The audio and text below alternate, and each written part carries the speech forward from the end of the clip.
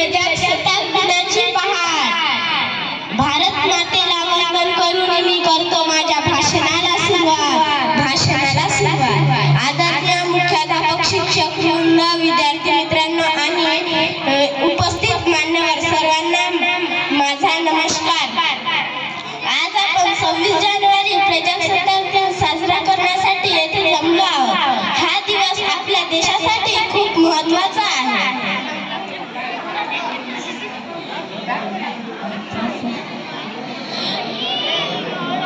26 जानेवारी 1950 रोजी आपल्या भारताला संविधान लागू झाले। त्या दिवसापासून भारत एक प्रजासत्ताक देश झाला, म्हणजे आपल्या देशाने निवडलेल्या प्रतिनिधी मार्फत चालते। संविधान हे आपल्या देशाचे सर्वात मोठे कायदे पुस्तक आहे। त्यामध्ये आपले हक्क कर्तव्य लिहिलेली आहे। शिक्षणाचा हक्क, समानतेचा हक्क, बोलण्याचा हक्क लिहिलेली आहे।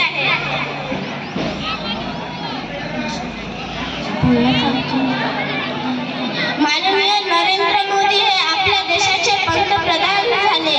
हे 56 इंच छाती ठोकून बोलतात की हे बाबासाहेबांच्या उपकारामुळे।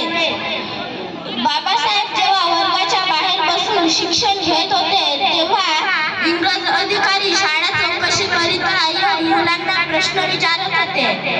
तेव्हा त्या सर्व प्रश्नांची उत्तरे बाबासाहेब देत होते। तेव्हा इंग्रज अधिकारी बाबासाहेबांना प्रश्न विचारले की तुझ्यासाठी सर्वात दूरचा ग्रह कोणता? तेव्हा बाबासाहेब म्हणाले की माझ्यासाठी वर्गात ठेवणारा पाण्याचा माठ आहे। तेच बाबासाहेब देशाचे संविधान लिहून तुम्हाला आम्हाला समानतेचा अधिकार दिला आहे। म्हणून मला म्हणावेसे वाटते की